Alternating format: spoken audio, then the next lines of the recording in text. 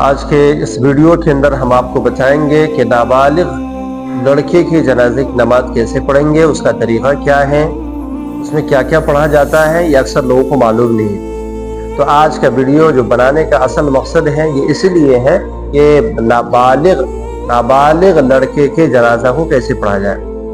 تو نیت وہی کریں گے کہ اللہ میں نیت کرتا ہوں نابالغ لڑکے کے جنازے کی دعا 4 تکبیروں کے ساتھ، ثنا واسطے اللہ تعالیٰ کے، درود شریف واسطے نبی پاک صلی اللہ علیہ وسلم کے، اور دعا واسطے میت کے پیچھے استمام کے، رخ مارے کعبہ کی طرف، اللہ اکبر۔ نیت باندھنے کے بعد پہلی تکبیر میں کیا پڑھیں گے؟ ثنا پڑھیں گے۔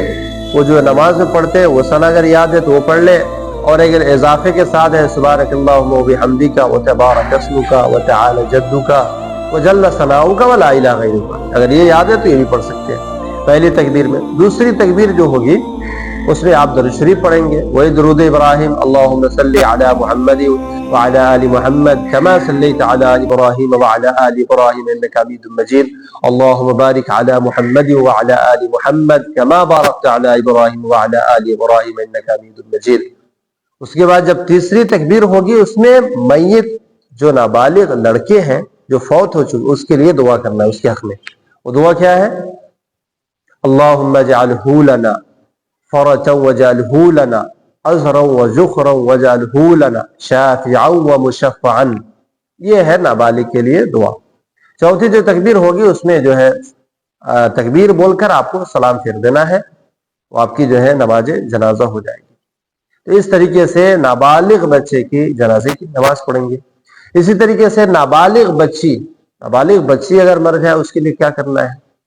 تو جو ارکان پہلے تھے، یعنی شروع میں جو ہے پہلے تکبیر میں ثنا، دوسری تکبیر میں درود شریف، اور تیسری تکبیر میں جو دعا پڑھے ہیں نابالغ لڑکے کے لیے تھوڑا سا اس میں فرق ہے۔